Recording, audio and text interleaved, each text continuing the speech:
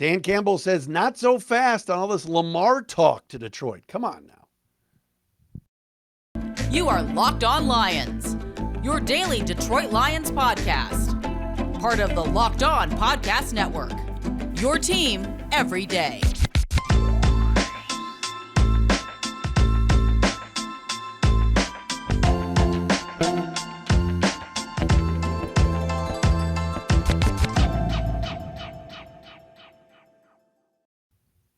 Hope you had a good weekend, everybody. We're back with another week of Locked On Lions right here on the Locked On Podcast Network. My name is Matt Dery. Today is Monday, March 27th, and a Tuesday, March 28th. Thanks for checking us out wherever you get your podcasts. And don't forget, thank you for subscribing and watching us for free each and every day on the Locked On Lions YouTube channel. Coming up today, it is Mock Draft Monday. We'll give you the very latest mock draft from our friends at the Draft Network and what the Lions may do at number 6 and number 18. We'll do that coming up momentarily. Also, Lamar Jackson Lamar Jackson went on Twitter and said he asked the Ravens for a trade. And of course it pops up. Of course. Why don't the Lions trade for Lamar Jackson? Everybody's talking about the Lions and Lamar Jackson. And Dan Campbell at the owners' meetings in Arizona today told Tom Pelissero something about his own quarterback. We'll read you those quotes coming up momentarily right here on Locked On Lions. Thanks for making us your first listen, checking us out on Twitter at Dery Speaks, at Locked On Lions on Twitter, the Matt Dery Facebook fan page, and of course, like I said before, watching us on the Locked On Lions YouTube channel. Please subscribe and check us out, and you can do that each and every day. All right, so let me breathe for a second here. I get it. I understand it. There are national people. There are folks around the country that are trying. They have got to fill time. They've got to fill space. They've got to talk about Lamar Jackson, just like they were talking for weeks about Aaron Rodgers, who, by the way, still belongs to the Green Bay Packers. But Lamar Jackson tweeting out that, look, I asked for a trade back on March 2nd. He wants to leave the Ravens. The Ravens obviously don't want him either, and both sides are a little bit of a stalemate. And I was looking today with the Vegas odds, and I saw that the Indianapolis Colts were like the favorites to land Lamar Jackson, and then it's Detroit. Then I see my buddy Nick Wilson from 92.3 The Fan in Cleveland. He put out a tweet today. Oh, yeah, the Lions are the NFC team that could go for it. Go for it and spend 2 first-round picks on Lamar and go for it and put Lamar Jackson with Swift and Amon-Ra and J-Mo and all these people. It's not happening. Lamar Jackson's not coming to Detroit. Why mess up the apple cart here? And here's another thing. Let's say the Lions were interested in Lamar Jackson. Wouldn't you wait until after this draft? Because that way, if you wanted to go after him, you could give up a 2024 first rounder and a 2025 first rounder. The last thing you want to be doing right now, when you've got momentum, when you've got 2 first-round picks, one being a 6 and one being an 18, is give away what you have at the moment. There is serious momentum in this town for this football team, this roster. They're not going to mess with it. All right? You could throw out all the hypotheticals in the world. And what I like about this roster, and this is not even a knock on Lamar Jackson, who was former MVP, but it fits the profile of the quarterback that they have right now, with the ground game, with the offensive line, with the receivers who are boundary type receivers. Not that I'm saying Lamar Jackson is a better deep ball thrower than Jared Goff, but that's obviously not exactly Jared Goff's strength. His strength is in the play action game, etc. Not that Lamar Jackson couldn't do that. I can't believe I'm even going down this rabbit hole. I need to hit a rewind button and fix that. The bottom line is this. The quarterback that you have now reads Twitter, surfs the internet like we all do, and still has a chip on his shoulder. Jared Goff took the Rams to the Super Bowl, and they discarded him. Sean McVay was pretty vocal on, yeah, we need to replace the guy we have with Detroit's guy, which they did, won a Super Bowl. You don't think that doesn't weigh every day on Jared Goff's conscience? You don't think he still doesn't have that chip on his shoulder? Then last year, Jared Goff had a better year than Kirk Cousins and others, got slighted for the Pro Bowl. Now, he ended up going as an alternate later on. But that was another chip on Jared Goff's shoulder because arguably he was the second or third best quarterback in the NFC last year. Now he's seeing what Mike Florio writes at Pro Football Talk. He's hearing what other prognosticators and experts say about how Lamar Jackson's the missing piece for Detroit. And he will continue to have that attitude. He'll continue to play angry. He'll continue to play the watch this card. Jared Goff last year performed in this offense, with this offensive coordinator, with this group of receivers, and everybody's back. Except now you add David Montgomery to the mix, who's a better back than Kazake or whatever his name is, Jamal Williams. Sorry, I don't have my Pokemon. One name I should put on my Pokemon hat thing that Jamal was wearing. Lions have upgraded. I saw a clip the other day on one of these Instagram reels with David Montgomery where he's like, I'll take out the garbage. I'll clean the floor. I'll block every down. I don't care what it takes for us to win. I'll do it. I love that. Absolutely love that. And that is where the Lions sit right now. They're in a very good position. Very good position. So Dan Campbell spoke today to Tom Pelissero of the NFL Network out at the owners' meetings in Arizona. Believe Campbell will officially talk to the media tomorrow. The AFC coaches spoke today. The NFC coaches will hold their press conferences tomorrow. By the way, shout out to our friend Kyle Meinke from MLive.com. Flew all the way out to Arizona to cover the event for MLive, and he got COVID. So get well, Kyle. We love you, man. Hope you feel better, buddy.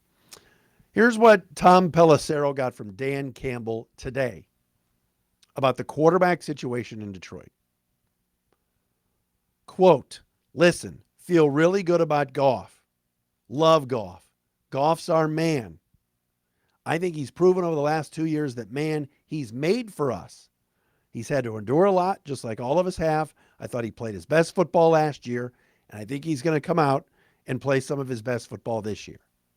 Feel good about it, so I love our quarterback position right now. End quote. That is the most positive, the most beaming, the most enlightening conversation that Dan Campbell has had with the media about Jared Goff.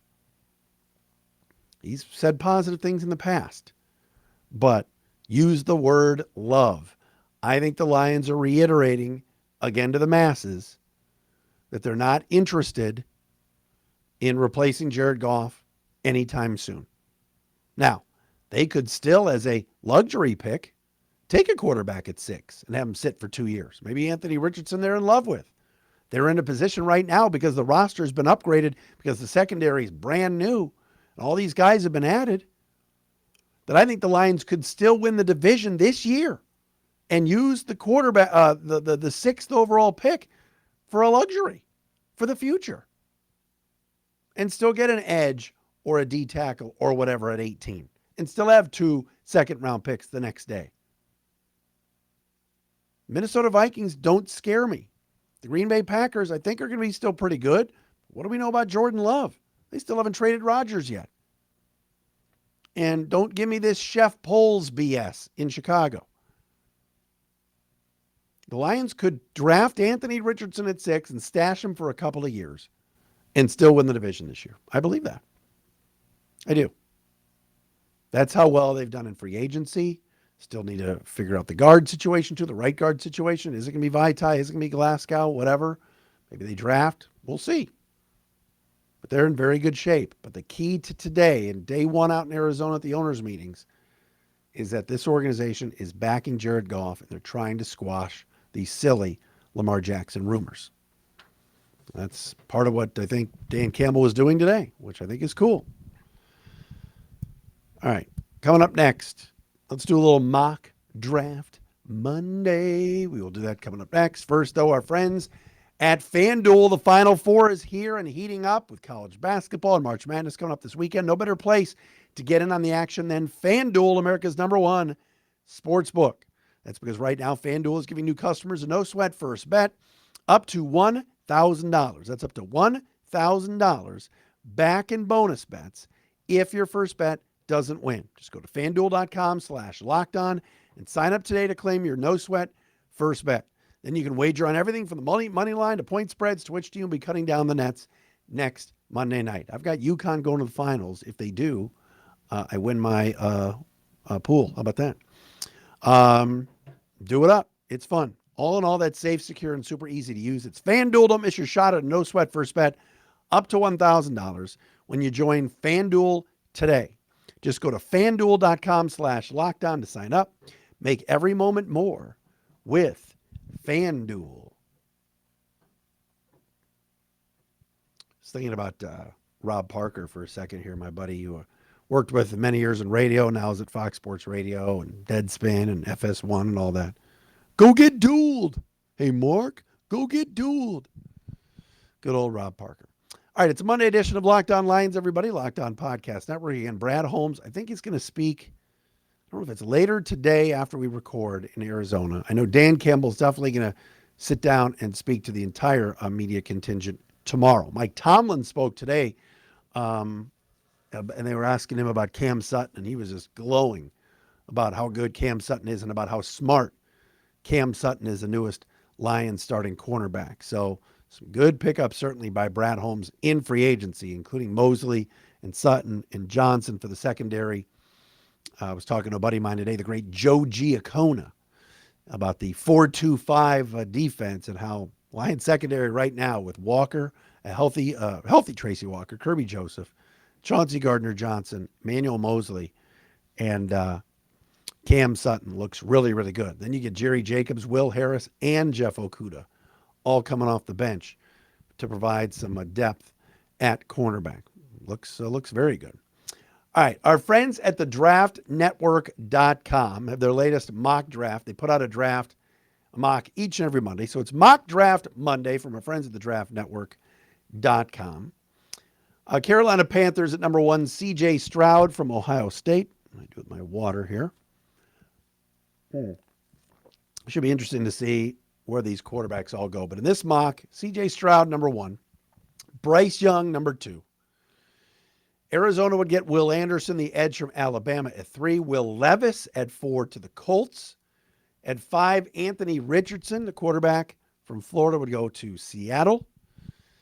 At number 6, the draftnetwork.com and their author today, Keith Sanchez, has the Lions taking Jalen Carter at number 6. Again, I don't see it, but that's what they have. Quote, Jalen Carter's off-the-field situations are starting to make people wonder if he will slide in the draft, but I don't believe so.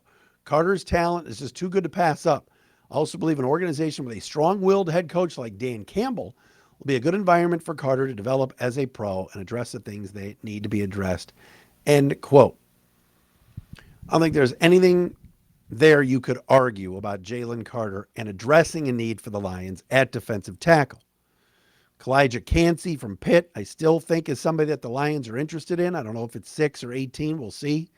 Lions reportedly will be at his pro day on Friday in Pittsburgh, and we'll see how he does. That could be a serious culture fit. I don't know if Jalen Carter is, but here's another mock that knows full well that Jalen Carter is arguably the best defensive player in this draft, even better than Will Anderson. And the Lions would not pass him up in this mock draft at 6. Rest of the top 10, Christian Gonzalez at 7 going to the Raiders. Falcons would take Broderick Jones, a big tackle from Georgia. Bears at 9, Bijan Robinson, the running back from Texas. And Miles Murphy at 10, the edge from Clemson with Pete Skoronski, who we talked about a lot last week, going number 11 to Tennessee.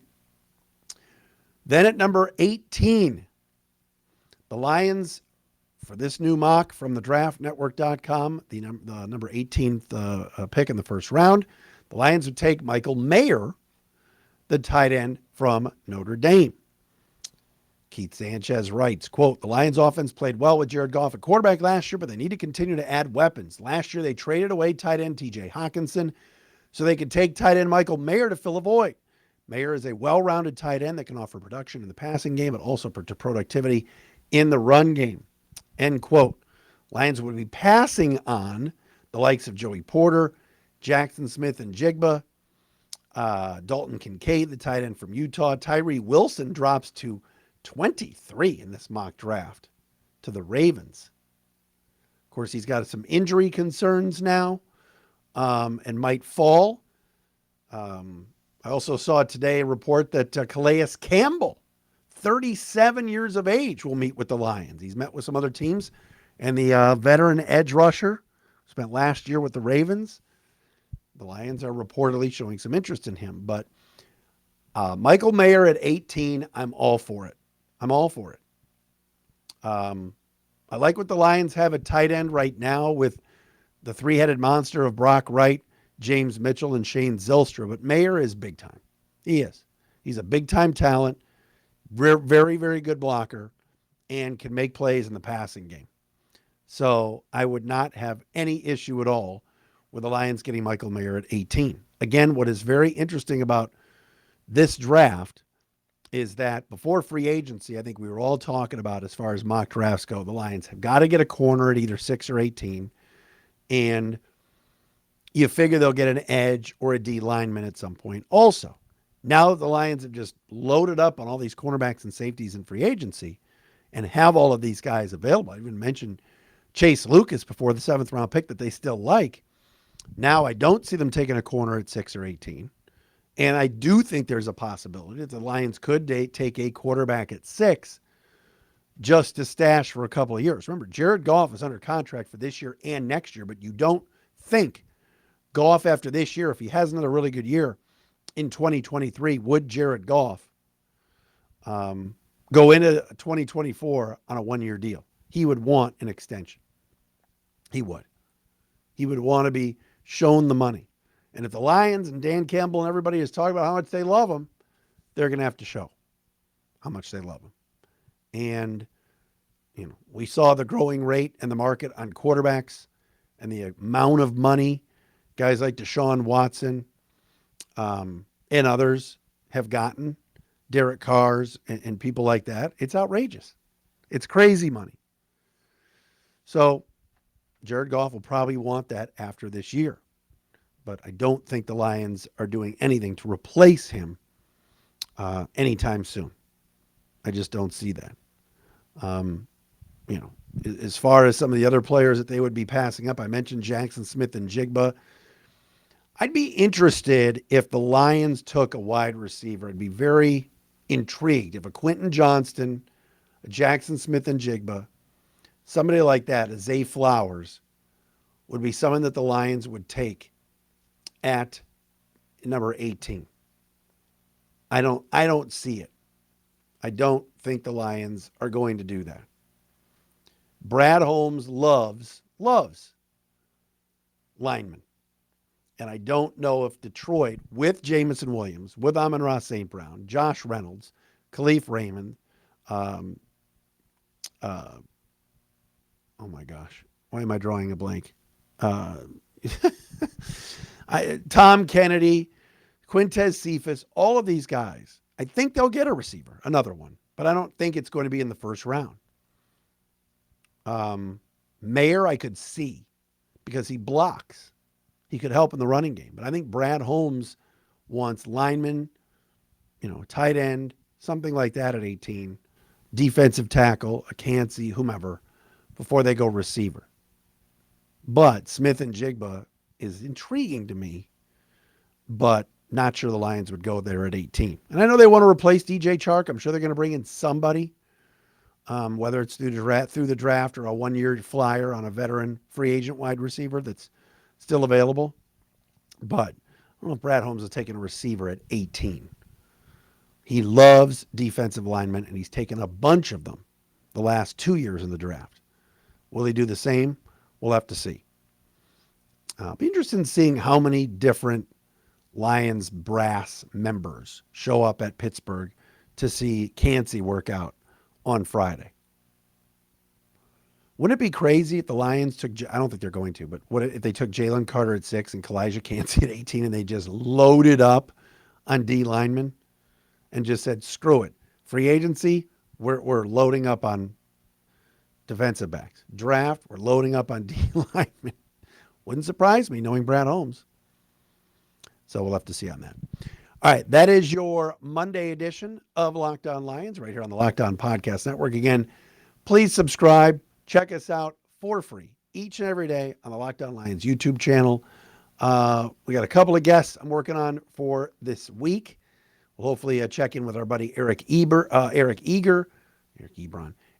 from Sumer Sports, Mr. Hashtag Restore It, who's big on the Lions. We'll probably do that this week as well. And we'll hear about some of these possible rule changes that are going to be proposed by the owners to the owners this week out in Arizona. Matt Dery with you. It's been a Monday edition of Locked On Lions. Take care.